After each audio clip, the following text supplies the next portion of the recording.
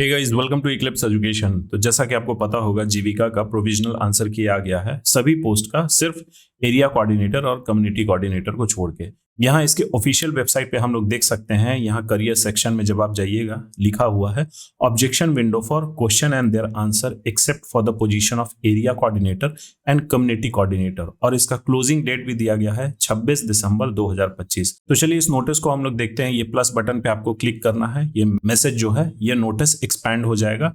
यहाँ क्लियरली वही दिया गया है कि objection are invited for the answer of particular question asked in the CBT examination. जो सीबीटी एग्जामिनेशन हुआ था उसके रिगार्डिंग प्रोविजनल आंसर किया गया है और उसमें ऑब्जेक्शन मांगा जा रहा है। लेकिन ये देखिए, जैसा कि थंबनेल आप लोग देख पा रहे होंगे, क्या ये प्रोविजनल आंसर की पे ऑब्जेक्शन लग सकता है? क्योंकि ऑब्जेक्शन तभी लगाया जा सकता है जब कैंडिडेट का रिस्पॉन्स साथ में रहता है। ये एग्जाम जो हुआ था ये सीबीटी मोड में, यानी computer based test, online test हुआ था। तो उसमें किसी कैंडिडेट को कैसे पता होगा कि उसने किस ऑप्शन को टिक किया है या फिर किस क्वेश्चन के एवज में क्या आंसर उन्होंने टिक किया है? ये तो किसी को नहीं पता होगा। एक दो क्वेश्चन का आपको पता हो सकता है, लेकिन 70 के 70 क्वेश्चन का, ये तो जब मैं रिव्यू लेने जा रहा था एग्जाम के बाद, उस समय लोगों को क्वेश्चन तक ठीक से याद नहीं था। 2 या 4 क्वेश्चन याद हो पा रहे थे जो मैं पूछा 4-5 स्टूडेंट से गैदर करके, तब जाके आप लोग के लिए रिव्यू में प्रेजेंट करता था।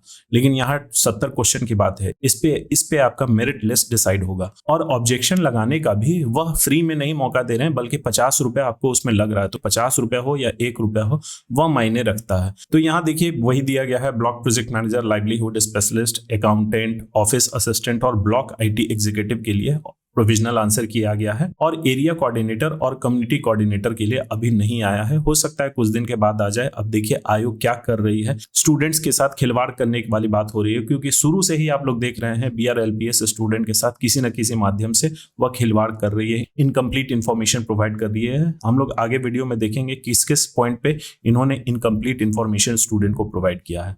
तो चलिए यहाँ आप देख सकते हैं, ये लिंक दिया गया है। बहुत सारे दोस्तों को ये भी प्रॉब्लम आ रहा है, वो लोग मैसेज करके टेलीग्राम पे, व्हाट्सएप या फिर कमेंट करके ये पूछ रहे हैं कि सर ये लिंक एक्टिव नहीं हो रहा है, नहीं रिस्पांस दे रहा है। अब मोस्टली स्टूडेंट्स, जितने भी स्टूडेंट्स थे, सभी कोई एक ही साथ लॉग इन कर रहे होंगे अक्रॉस द बिहार। तो उसमें क्या है, सर्वर हो सकता है बिजी होगा और इनका जैसा कि लग रहा है कि इंफ्रास्ट्रक्चर इतना स्ट्रांग नहीं है, इसीलिए ये होल्ड नहीं कर पा रहा। तो वो आप 3-4 बार ट्राई करते रहिए। उसमें जो भी अभी आधा अधूरा है, एटलीस्ट आप उसे देख सकते हैं, उसको डाउनलोड कर लीजिएगा। और यहाँ पे दिया गया है हेल्प डेस्क नंबर, ये नंबर है और ये ईमेल।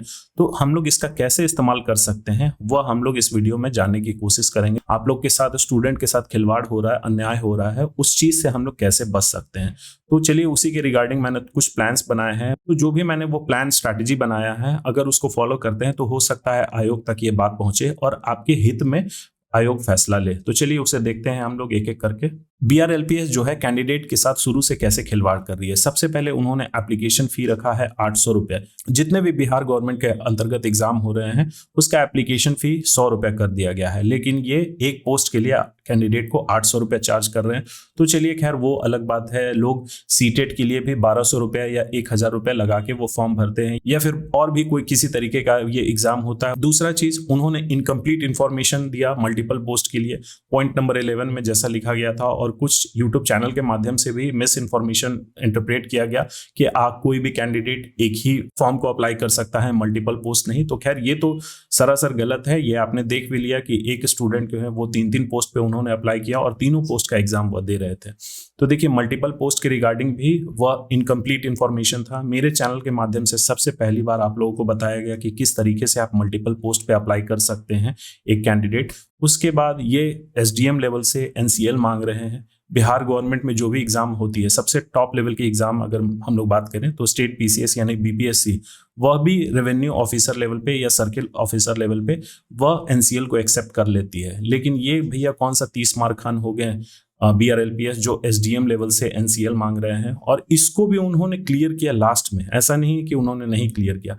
लास्ट में जब मोस्टली स्टूडेंट्स ने फॉर्म अप्लाई कर दिया था, उस समय ये क्लियर कर रहे हैं कि आपके पास जो भी लेवल का सर्टिफिकेट है उससे आप अप्लाई कर दीजिए और डॉक्यूमेंट वेरिफिकेशन के टाइम आप NCL प्रेजेंट कर दीजिएगा SDM लेवल का। तो इसमें कैंडिडेट्स को क्या प्रॉब्लम हुआ, अब उन्हें अप्लाई करना था तो उन्होंने UR कैटेगरी से अप्लाई कर दिया। जो NCL सीख कर रहे हैं, रिजर्वेशन सीख कर रहे हैं, उनके पास RO लेवल का है, तो वो SDM लेवल के नीचे का एक्सेप्ट कर नहीं रहा था, तो उन्होंने क्या किया, UR लेवल से अप्लाई कर दिया। तो ये भी बहुत बड़ी प्रॉब्लम है। अब बाद में तो वो चेंज हो नहीं सकता है। अब एक नया इनका ड्रामा आया है इनकम्प्लीट आंसर की। तो जो मैंने कट ऑफ के रिगार्डिंग वीडियो बनाया था, बहुत सारे लोग उससे हो सकता है नाराज हों, लेकिन बहुत सारे लोग इसको सच्चाई मान रहे हैं। और सच्चाई यही है कि कट ऑफ मोर और लेस उतना ही रहने वाला है, क्योंकि जिस तरीके का ये BRLPS रवैया अपना रखी है, ये देखिए कैंडिडेट के साथ धोखा करेगी ही, जब तक आप लोग खुद से इस पे एक्टिव नहीं होते हैं। अब इस पे एक्टिव होने के लिए क्या करना होगा, तो मैं ये नहीं बोल रहा हूँ कि ये वीडियो को आप आयोग तक पहुंचा दीजिए। लगभग 9 से 10 लाख कैंडिडेट ने अप्लाई किया है BRLPS के तहत। तो आप क्या करिए, आप अपनी आवाज खुद उठाइए। वह आवाज उठाने का बस मैं तरीका आपको बता देता हूँ।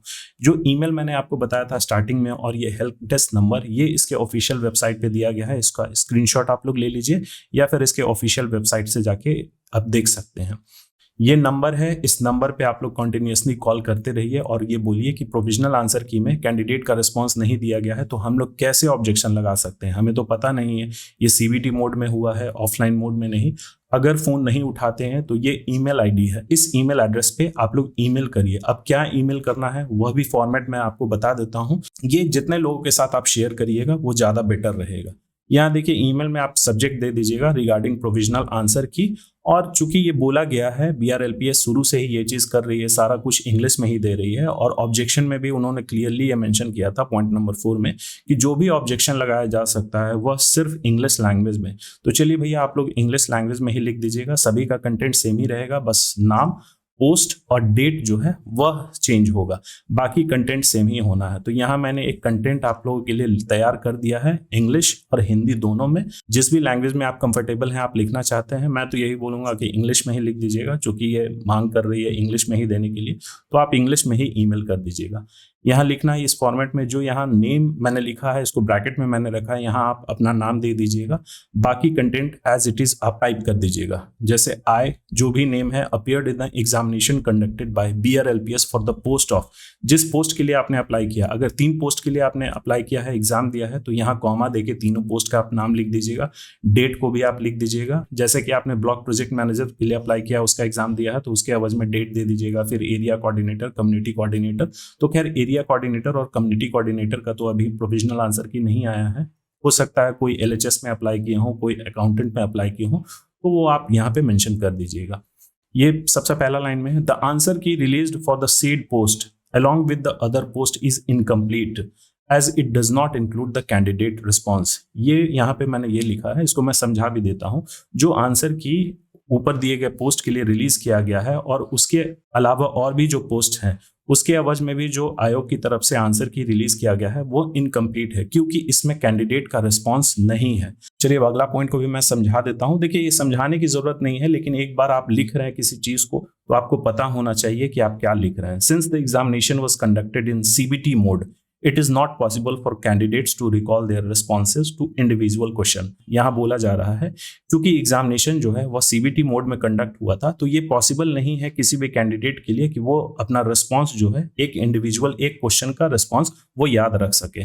Therefore, in order to raise objection against the answer key and ensure a fair and transparent examination process, इसीलिए अगर हमें आंसर की पे ऑब्जेक्शन उठाना है, ऑब्जेक्शन लगाना है, इसलिए कि एग्जामिनेशन जो है फेयर और ट्रांसपेरेंट यानी कि उसमें पारदर्शिता बरकरार रहे, it is essential to provide access to the candidate responses as well. ये जरूरी है कि आप कैंडिडेट के रिस्पॉन्स को भी आंसर की में दिखाइए। इन व्यू ऑफ द अबव, मतलब ऊपर कही गए बात को ध्यान में रखते हुए, I kindly request you to reupload the answer key along with the candidate's response। मैं आपसे रिक्वेस्ट करता हूं कि आप आंसर की को फिर से री अपलोड करिए, जिसमें कैंडिडेट के रिस्पॉन्स को भी आप ऐड कर दीजिए, सो दैट ऑब्जेक्शन यानी कि अगर कोई ऑब्जेक्शन है तो वह प्रिस्क्राइब टाइम, जो कि टाइम दिया गया है 26 दिसंबर या 25 दिसंबर 2025, उसके अंतर्गत हम लोग सबमिट कर सके।